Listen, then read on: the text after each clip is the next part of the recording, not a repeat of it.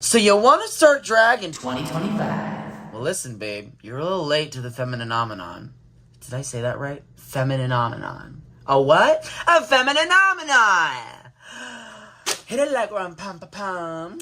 I wrote this down because I'm trying to give y'all real advice. I'm trying to put you on it for real, for real. Sorry, you're my vanity, so if I'm constantly looking at myself, I should be. Okay, listen. This video is for anybody that wants to start drag in 2025. This video is even for those who have no interest in doing drag and just kind of want to know more about the drag world and how it works. You might be watching this video because you have that one friend that won't shut the fuck up about how if I was on Drag Race, I would be so motherfucking sick, bitch. I'd bring the house down, boots. Okay, yes, mama. Oh, and guess what? Drag queens don't actually talk like that. Fun fact. Laganja, I hope you're doing okay, girlie. Because when I'm with my friends, I say yes, mama. Pray for Laganja in 2024. Oh, I'm so hot. Even without a fucking nail right now, just because I'm at home. I'm literally wearing fucking jeans underneath this. You got them apple bottom jeans, boots with the fur. Hi, I'm Hannah Santana. I am a local drag queen here in Houston, Texas, and I've been doing drag full time now for 6 months. Subscribe. Leave a comment. Show it to a friend. Can I get me demonetized? I'm not even monetized yet. This is all free. This is a free gig right now. Talk about chicken shit gig. It's free, bitch. But without further ado, let's get into some of my top tips on if you want to start drag in 2025. And wait to the end, because the last tip is sure to blow your mind. Rule number 1. Just do it. Listen, I was that girl who watched Drag Race who was like, if I did it, I would be so sickening, which, I mean, I am, but I wouldn't shut up about it. And my husband was so annoyed with me being that girl. He was like, listen, baby, I'm gonna keep it real with you. I'm annoyed that you keep talking about how you think you're the shit.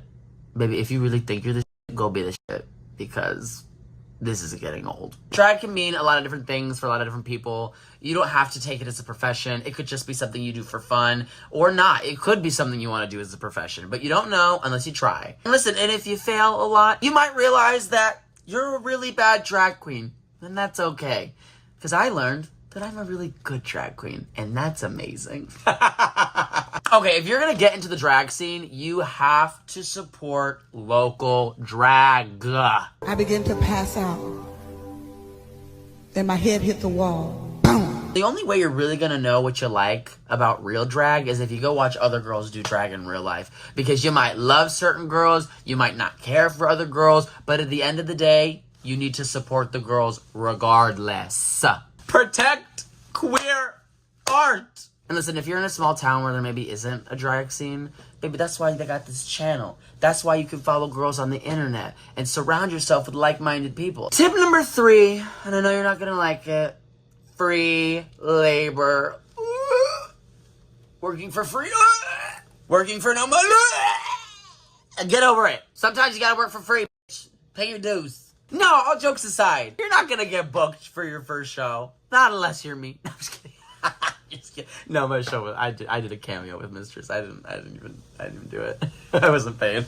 I got paid in tips. And maybe those tips were cute that day, I remember. You're gonna have to work for free, at least for the first couple times. Listen, there are so many drag queens these days, and there have been girls who've been in the business for years upon years, and I mean like 10, 20 plus years, babe, who are still fighting to get their local gigs. So if you reach out to people and you want to start performing and all they offer you is like a tip spot, babe, take it. Drag first needs to be fun before you can consider doing anything else with it. And I say free labor just because, like, a lot of people are entitled and they feel like that they're owed bookings right off the bat.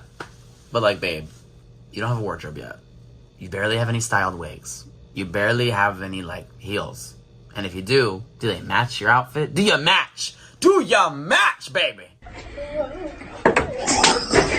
Tip number 4, humble yourself. Don't let your ego get in the way of a good thing. Working in drag is just kind of like working your day job. You work with a lot of girls you may not like. That's okay. You might work with girls that you absolutely love. And that's okay. People are people. And you're just going to have to learn to get along with everybody. Or at least just play nice. No tip, no problem. When you first start drag, you might not even get tipped the first few times you perform. I mean, like, usually someone will tip you. But I'm just saying, like, you might not be making all the dollar bills rain down on you. Like, you might not have that one guy that comes and, like, makes it rain on you because you just rocked his world. You know what I'm saying? Like, that's not going to happen in the very beginning. And if it does, babe, then great. But if not, that's okay. We all start somewhere. Baby, even if you think that you are the shit, just know that there are girls who have been working in this industry for literally years and years. Drag should first be fun. And then, like, if you really want to turn it into, like a livelihood, like, that's a whole nother ballpark, girl. Like, but just starting drag, like, it should be fun. And don't feel like you're owed anything. Like, and I don't mean that to be rude. I just mean, it's just the truth. And I'm your friend in this situation. Like, I'm not setting you up for failure. If I was setting up for failure, I would tell you to go into the gig and read the girls down off the bat. And here's the fun part. No one wants to be read off the bat, especially if you don't have that relationship with them. Tip number 5. This is where I'm going to start giving y'all, like, some really, like, how to get booked tips. Find a niche. Find what you're good at. Find out what you're bad at. And stay away from the bad and stick to the good. Listen, I know that I'm funny. I am not a stunt girl. I can't get up on a stage and do 10 backflips and do a death drop. My strength is my mouth. Pun intended. So I'm really good on a mic, and I knew from the jump that was really where I was going to thrive. So I kind of had to work my way up into learning how to do drag well enough to where I could be a host. Because no one wants to look at an ugly queen host a show. Well, some people do. Some people like ugly girls. But you know what I'm saying. Like, find what you're good at and hone in on it, because that's what's going to help you get bookings. Tip number 6. Build your network. Find like-minded people that you really vibe with, because if you surround yourself with a lot of negative noise, you get caught up in it. And no one wants to work with someone who's constantly bringing, like, negativity into the workspace, you know? Whether it's drag, whether it's, like, your corporate 9-to-5 job. Like, no one wants to work with a negative Nancy. So I suggest finding, like, a drag family or a drag brotherhood or sisterhood or a non-binary hood, a Red Robin hood. Oh, Red Robin, I'm hungry now. Just find a drag community, whether it's a drag family, whether it's a drag friendship. Baby, be the traveling pant girls. You know the book? I don't know if you know the book. Find a community, because, like, whenever you're happy and you're positive and you're being uplifted by those around you, you will take you very far. It really will. And don't force yourself into places that you clearly, like, maybe don't fit in or you're not comfortable. Like, if it doesn't feel right, that's usually a good sign that those people aren't for you. Usually if you're in a room and they bring out the best in you, that's typically the people that you want to surround yourself with. Tip number 7, practice, babe. Practice your makeup. Baby, I've been doing drag for 3 years, and I had to learn how to do makeup so I could do drag. I look like this now. This is what I looked like day 1. It does get better, but you have to practice. Fuck, I don't know. And it's okay to fail. Like, failing is so good. Like, I failed a lot. And I still fail. And you're always gonna fail. But that's how you learn. Like, practice does make perfect. And even if it doesn't make perfect, like, it just makes better character. You know? I would say that tip number 8 is to learn a skill. I have found that if you have something to offer the drag community, people will find value in you, and they'll usually want to keep you around. That's some good advice that I'll give y'all. A girl is always going to need a wig. Learn how to do hair. Someone's always going to need an outfit. Learn how to sew. People need jewelry. Make custom jewelry. Literally anything. Listen, this is America. This is the capitalism. Horrible, but it is what it is. Sink or swim, babe. Sorry. It's the truth. Like, having a skill makes you valuable, and when people see value in you, they'll want to keep you around. And don't think like you're being used. That's not really what I'm saying. Why would you not want to surround yourself with people that make you better? Don't read too far into that one. Just learn a skill. It's always good to have something, because you can always make money off it too. Tip number 9, message your show directors. Get to know the people that are running the shows, because a lot of times they'll actually give you really good advice. For me personally, I like to ask my show directors what I can improve on. Like, I know show hosting is something that I kind of developed over the last year and a half, but a big part of it was always kind of asking for criticism. Constructive criticism, of course. And typically these people do have your back, because at the end of the day, we're a queer family, and queer people usually look out for each other. Usually. People are still flawed. People are still flawed. Don't get so caught up with feeling like you have to get booked. Like, booking is the end-all, be-all. Yes, the goal is to be a working drag queen. The goal is to have a platform to perform on. You know, like, that's what we want, of course. But take your time and get to know the people that are producing these shows because they have a lot of helpful insight. Well, they could give you some helpful insight if you ask for it. Nicely. Don't be like, hey, why am I not booked? That's not cute. But like, hey, I really love your show. Do you have any advice for someone like me? Maybe send them some videos of you performing. Maybe send them pictures of your outfits. Like, I know in Houston, we have a long history with like pageant girls. And so we have a lot of legends that are constantly performing in our scene. And so we have this high expectation to look a certain way. So I'm always asking those show directors like, hey, like, what is it? Like, oh, are there holes in my tights? Maybe you should buy a new pair of tights. Or like, hey, your tights kind of stink. Maybe you should wash them.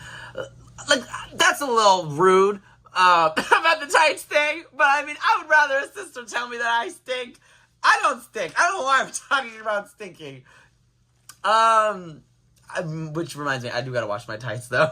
I think my guilty conscience was speaking. Last time I worked my gig, I got a whiff and I was like, okay, I think it's time. I'm sorry. This is too TMI. I said the last tip was gonna blow your mind. But RuPaul said it best.